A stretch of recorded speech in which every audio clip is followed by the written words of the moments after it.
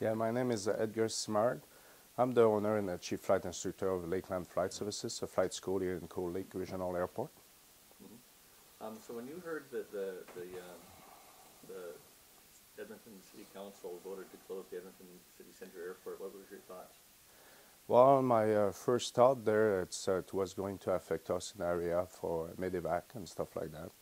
And second, it will affect us for the training because we do use City Centre Airport for flight training because that's the closest control airspace that we have a facility to land in the area for training for private and commercial pilot license. Some might say, why don't you do that at the Edmonton International? But Edmonton International, they have big jet landing there.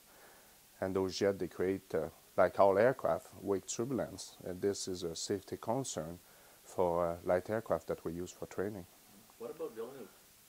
Well, yeah, Villeneuve is another one that we could use. But when we go to City Centre, we also use City Centre for maintenance and for buying parts for the aircraft. So at the same time we do training, we pick up or we bring parts there to be fixed or be overhaul, because all around City Centre is full of shop for maintenance. So there's a lot of services that are provided at the City Centre Airport that are really useful for us, definitely, and plus with a walking distance to the city, so we can just walk to get a meal in between training. We have the hotel there if the weather decides to not cooperate for us. We do, as pilot, we do have to do a medical once, for myself once every 6 months, so it's right there at the City Centre Airport. So all our facility there, it's all surrounded the City Centre Airport. Do you have any messages that you'd like to pass on to the people of Edmonton? Well, for the economy there, for the rest of the province of Alberta, you know, it'll be good to have, people don't realize how often this airport is used for businesses.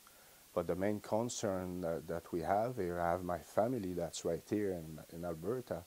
If one of my family members get hurt, well, it's going to take a lot longer to get the medical care they need if they decided to land at the Edmonton International.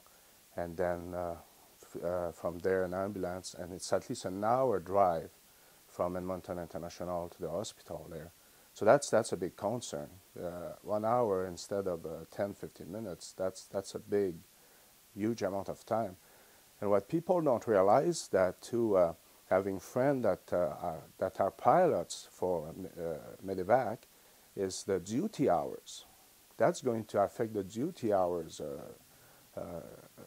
quite a lot, because as they landed when they're going to start landing at the International there, the nurse, they have to go, like they do right now, when they land in the City Centre, the nurse get in an ambulance with the patient, go to the hospital, and then when they did, then they come back taking a cab, which, you know, the time they get there is about 10-15 minutes. They take a cab, it's another 15 minutes, half an hour, then the crew can take off and go back where they come from.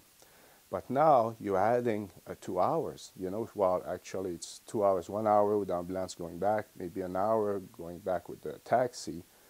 Before we said, well, 30 minutes, so you're adding about, you know, an hour and a half. So that might be a concern for the crew duty, because we're allowed to fly only so many hours. So that's going to spend the night in, oh yeah, so that's going, for them there, for the operation point of view, yeah, it's going to be a little bit of a cost, and actually that aircraft, that air crew is not going to be available for another flight, because it's just going to add up to the duty crew hours. Yeah.